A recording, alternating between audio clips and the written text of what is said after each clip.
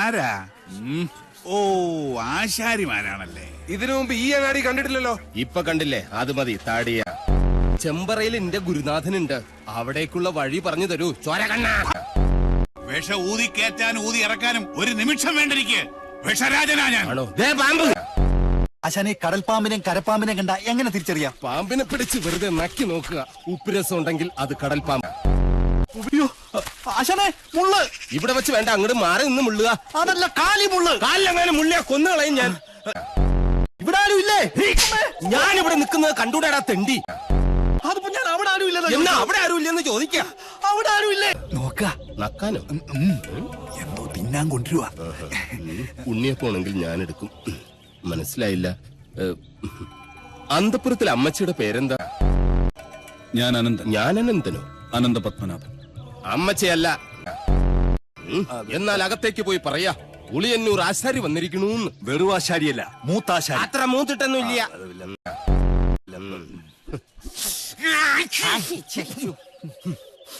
നല്ല അരളി പൂത്ത മണം.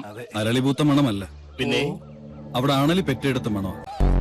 പാമ്പ് വേലാതിന്റെ വീട്ടിലേക്കാണ് പണിക്ക് വിളിച്ചതെന്ന് അറിയില്ലായിരുന്നു. അമ്മായിയമ്മ പെറ്റ് കിടക്കുന്ന പോലെയല്ല ആണലി പെറ്റ് കിടക്കുന്ന കാര്യം പറയും. ഉളിയന്നൂർ തച്ചൻ ഉളി പിടിക്കുമ്പോൾ കൈവിറയ്ക്കോ? ഇല്ല, ഉളി വിറയ്ക്കും. മന്ത്രങ്ങളൊക്കെ പറഞ്ഞു തന്നാൽ തെറ്റാതെ ചൊല്ലാൻ അറിയാമോ? അറിയാമോന്ന്? തെറ്റു പറ്റിയാൽ 100 ആവർത്തി ഇമ്പോസിഷൻ എഴുതിക്കോളാവേ. ഇവനെ കൊണ്ടുപോയി കുളിപ്പിച്ച് ശുദ്ധമാക്കും. ശരി, ക്ഷമിക്കണം. കഴിഞ്ഞ ഞായറാഴ്ച ഞാൻ കുളിച്ചതാ. ഇനി അടുത്ത ഞായറാഴ്ച കുളിക്കാവൂ. വ്രതമുണ്ട്. എന്നെ കുളത്തിക്കൊണ്ടിട്ട കുളത്തിലെ മീങ്ങളെല്ലാം ചത്ത് പെരുവും. അവിടെ നിൽക്കുക. തിരിഞ്ഞു നോക്കില്ല ഞാൻ. ഇതുവരെ ചെയ്ത പണിയുടെ കൂലി ഈ ഓട്ട് കിണ്ടി കൊണ്ട് അഡ്ജസ്റ്റ് ചെയ്യാന്ന് വിചാരിച്ചു. നിൽക്കുക. അതിനോട് ആരാ പോന്നെ? അളയാ നിൽക്ക. ഞാൻ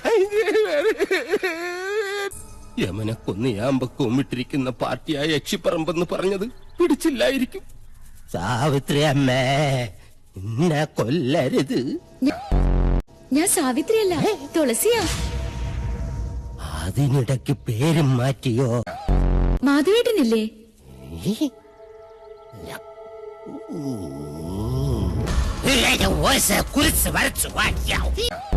മൂന്നാല് നമ്പൂരി ചെക്കന്മാരും പിടിച്ച് അടുപ്പിന് ചുറ്റും ഇരുത്തിയിട്ട് സ്വാഹ സ്വാഹ എന്ന് പറഞ്ഞ് കുറച്ച് എണ്ണയും കോരി ഒഴിച്ചാൽ ഒരു യക്ഷിയെ തിളക്കാൻ പറ്റില്ല. യക്ഷിയെ തിളക്കണമെങ്കിൽ ഏഷ്യാനെറ്റിലെ കടമറ്റത്ത് കത്തനാർ തന്നെ വരണം.